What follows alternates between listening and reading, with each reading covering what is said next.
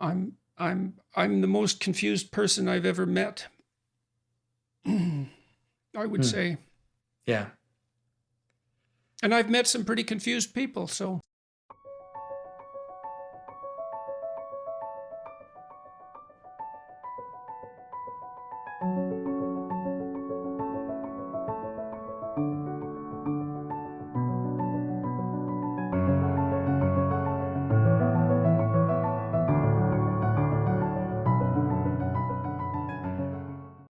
Hello and welcome to The Great Paradox.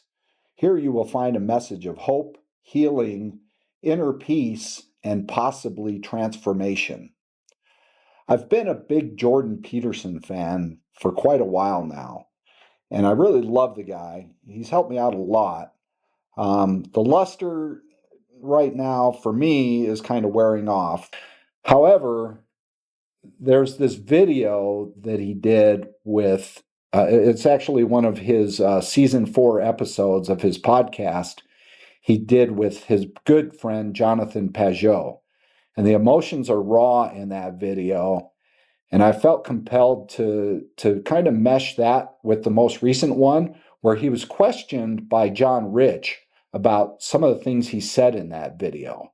And I think it's a really good opportunity to touch on some of the topics and take a look at, as I mentioned in our previous video, some of the reasons why God is not called upon by some folks.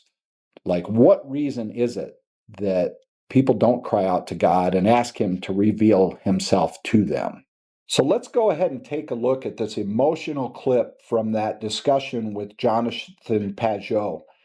In fact, that episode on Jordan Peterson's podcast goes on for like an hour and 45 minutes.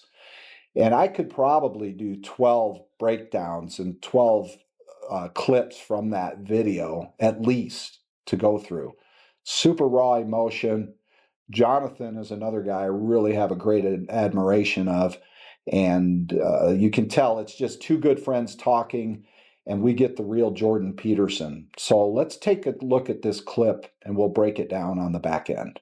And C.S. Lewis pointed this out as well. The difference between those mythological gods and Christ was that there's a representation of, there's a historical representation of his existence as well. Now you can debate whether or not that's genuine.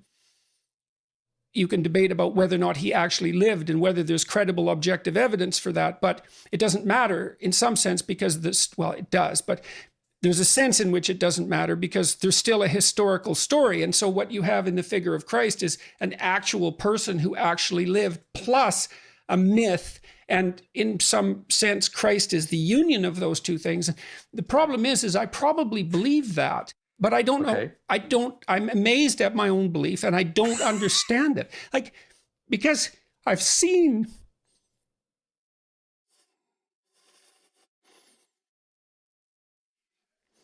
sometimes the objective world and the narrative world touch.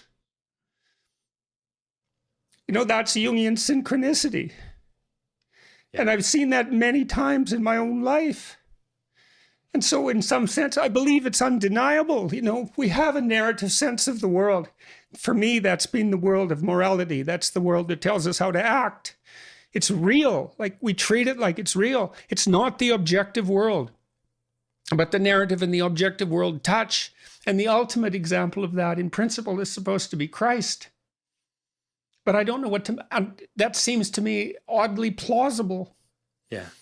But I still don't know what to make of it. It's too... partly because it's too terrifying a reality to fully believe. I don't even know what would happen to you if you fully believed it. If you believed in the story of Christ, or if you believed that history and let's say the narrative meet, let's both, I think. I think you... Because when you believe that, you buy both those stories. You believe that the narrative and the objective can actually touch. What we're going to break down is this question that John Rich is going to ask him in the next clip. Jordan, what is so terrifying about surrendering to God? and asking Jesus to reveal himself to you? Well, John Rich has a deep faith that you'll see in this upcoming clip, and I give him props for boldly proclaiming his faith and asking Jordan Peterson, what is it that it's going to take? Because I've been watching you for a long time, as many of us have. So how are you going to transfer from Jesus as this myth who actually becomes a reality? And Jesus, sir, Dr. Peterson, is not a metaphor.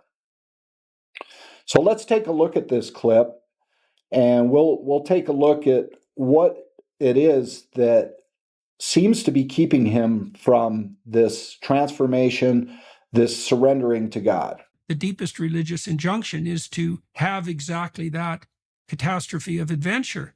And there's no real limit to that. And that's part of what's terrifying. You said that if the terror wasn't there, that holy terror in a sense, you wouldn't have had any compunctions about giving up your contractual relationships and the financial stability and the fame that offered, right? You already had that.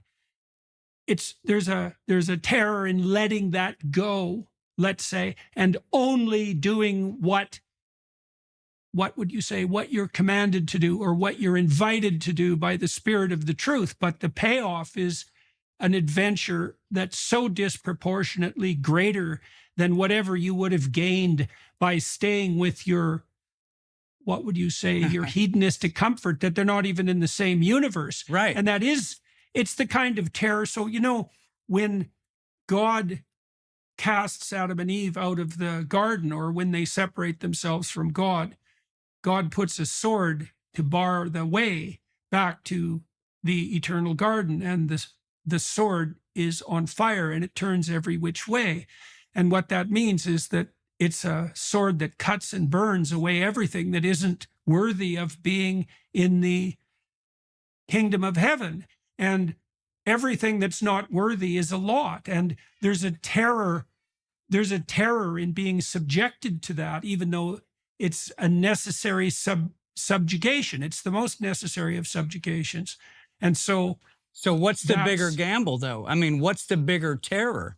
Is the bigger terror that is the question. That in this very temporary body that we sit in, this very short span of time we have to live in it, that he's going to take over and he's going to burn and cut and move things off of us. And by the way, for everything he burns and cuts off, he adds back, by the way.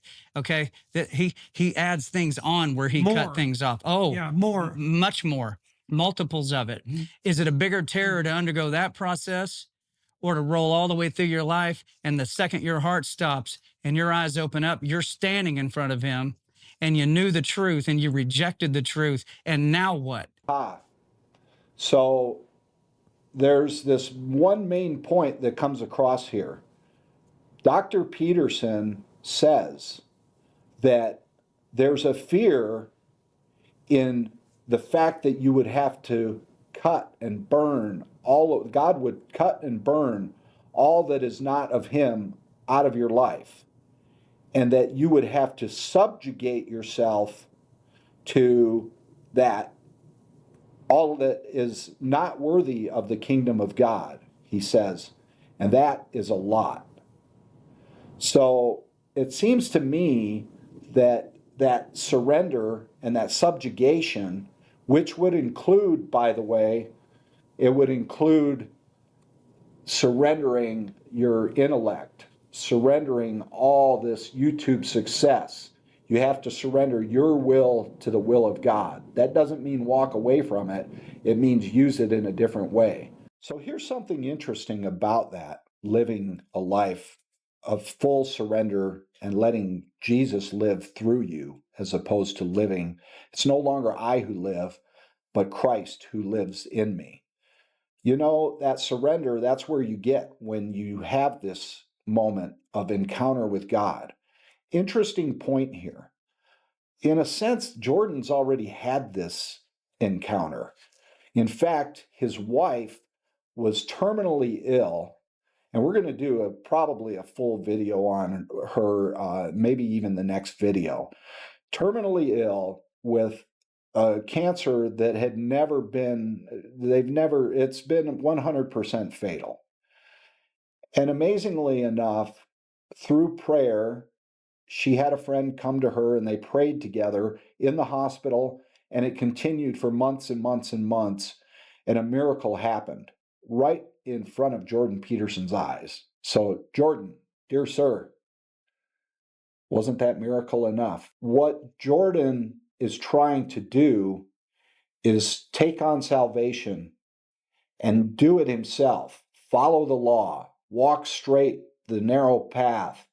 Let's take a look at this clip and we'll break it down. Now he says, depart from me, I never knew you. And then it's eternal terror. Then it's eternal terror forever and ever. And there's no coming back. You don't get a second chance at that. That's the ultimate terror.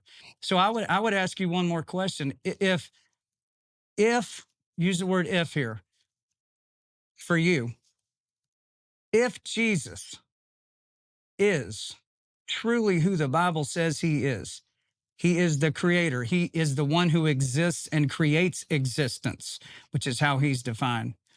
He is the Alpha and the Omega. He holds the keys to life and death, to heaven and hell. If he is that person, would you ever turn your life over to him? If you truly believed he was, would you turn your life over to him? Well, if you truly believed that, turning your life over to him under those conditions would be exactly the same as believing it. Belief isn't, as you already pointed out, belief isn't a set of statements about what you believe to be true. It's a way of living. Well, but I'm already outlined what that way of living is. Well, but I'm asking you as just as one of the most, I would say one of the smartest guys in the world, one of the most intellectual people alive today. It's why people watch you. Someone like yourself, if you became absolutely convinced, yes, that's real. Wow. It is terrifying. It is terrible. But you said, if you told him, I am turning my life over to you, do what you will with me, and you really did that. If you were willing to do that, I already did that. What a situation! Long time ago. You did? I did that a long time ago. Yeah. So how is it that I know the truth sets you free? Yeah, I understand. So in your life, it's not the doctor calling the shots. Not when I'm oriented properly. What orients you? So this is an amazing moment in this video. John is calling Dr. Peterson out. Dr. Peterson says, yeah, I just got to walk the straight and narrow. And he feels like salvation is there for him by adhering to what he considers is the truth. Well, Jesus is the truth. And John makes good point of this.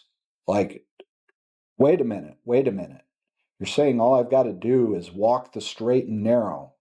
And yeah, that's a lot to ask, but I'm doing everything I can. And John immediately says, but you know what, Jordan?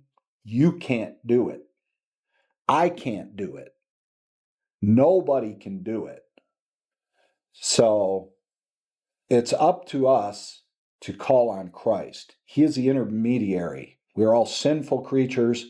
Christ came for our salvation. And that's where the missing piece is. Jordan is missing that one piece. And as I mentioned, God has revealed himself in like a magnificent way by curing his wife. So that's it for this time. I appreciate you tuning in. And the next video, there's a good possibility that will be of Tammy and her story. And for now, I would like to say that please subscribe, like this video, and we will pick it up next time. Thanks for tuning in. Peace.